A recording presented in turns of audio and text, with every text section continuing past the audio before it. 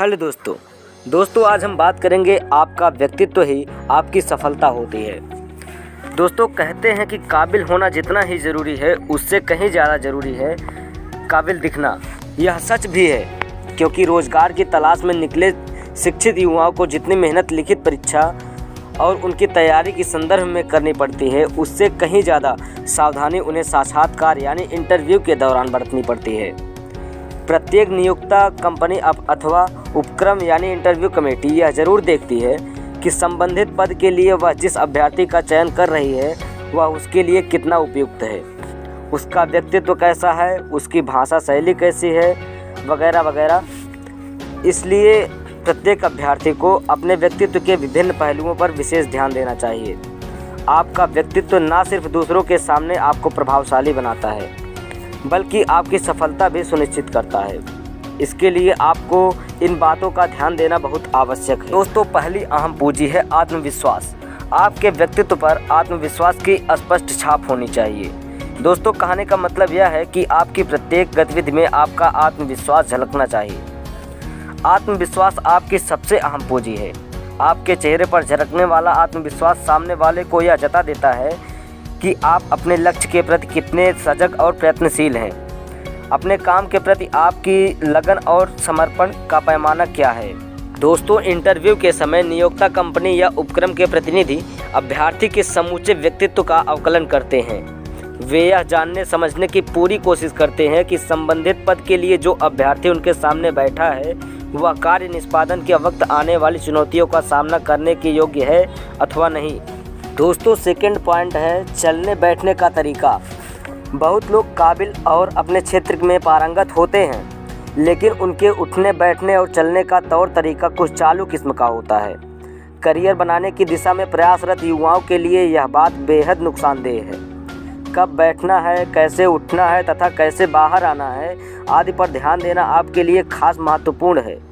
इसका आपको भली भांति ध्यान देना चाहिए। चलने बैठने और उठने के सभ्य तरीके आपके व्यक्तित्व में चार चांद लगा देते हैं। दोस्तों, तीसरी बात यह है, आपकी बोलचाल दबी हुई आवाज़ में नहीं होनी चाहिए।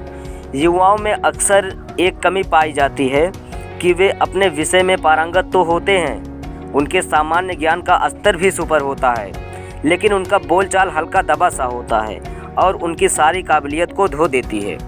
बातचीत के दौरान उनकी आधी बात उनके मुंह में ही रह जाती है। हकलाहट की बीमारी ना होते हुए भी जवाब देते समय उनकी जुबान लड़खड़ाने लगती है और सारे किए धरे पर पानी फिर जाता है। इस स्थिति से हमेशा बचना चाहिए। अगर आपके साथ कुछ ऐसा होता है तो आप स्वयं प्रश्न उत्तर बनाकर उनका अकेले में अथवा अपने मित्रों के साथ अभ्यास कर सकते हैं। इससे आपकी झिझक खत्म होती है और इंटरव्यू के दौरान आप अपनी बातों को सहज भाव से सबके सामने रख सकते हैं। दोस्तों, चौथी बात यह है, आप अपनी भाषा पर पकड़ रखें। दोस्तों, साक्षात्कारकर्ताओं के साथ बातचीत करते समय आप चाहे जिस भाषा का प्रयोग करें, लेकिन इतना ध्यान रखें कि उस भाषा पर आपकी पूरी पकड़ होनी चाहिए। चाहे वह हिंदी हो या अंग्रेजी, भाषा पर आपकी पकड़ आपकी स्थिति को मजबूत करती है। मिश्रित भाषा का प्रयोग करते समय आपको यह ध्यान रखना होगा कि किस जगह किस भाषा या शब्द का प्रयोग उचित है। दोस्तों, इंटरव्यू हो या सामान्य जीवन की दैनिक बातचीत, अधकचरी भाषा का प्रयोग करके आपके व्यक्तित्व को कमज़ोर करता है।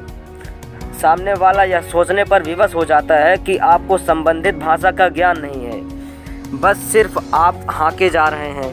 बाद में यानी पीठ पीछे लोग ऐसे शख्स की खिल्ली उड़ाने से बाज नहीं आते, यानी आपकी बातों का मजाक बनाते हैं। इसलिए ज़रूरी है कि हम या आप उसी भाषा का प्रयोग करें जिसकी हमें या आपको पूरी जानकारी हो। दोस्तों, पांचवी बात, व्यक्तित्व के निर्धारण में आपका ड्रेसिंग पॉइंट भी खास होता है।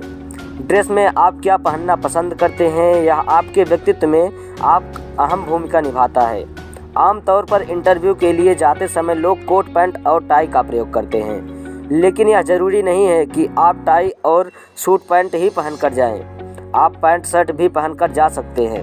कहने का तात्पर्य यह है कि कभी कभी कुछ युवा टाई में खुद को असहज महसूस करने लगते हैं। इंटरव्यू में पहनावे की शर्त इतनी महज होती है कि वे ऑफिस वियर हो, पिकनिक वाली पोशाक का इस्तेमाल ना करें।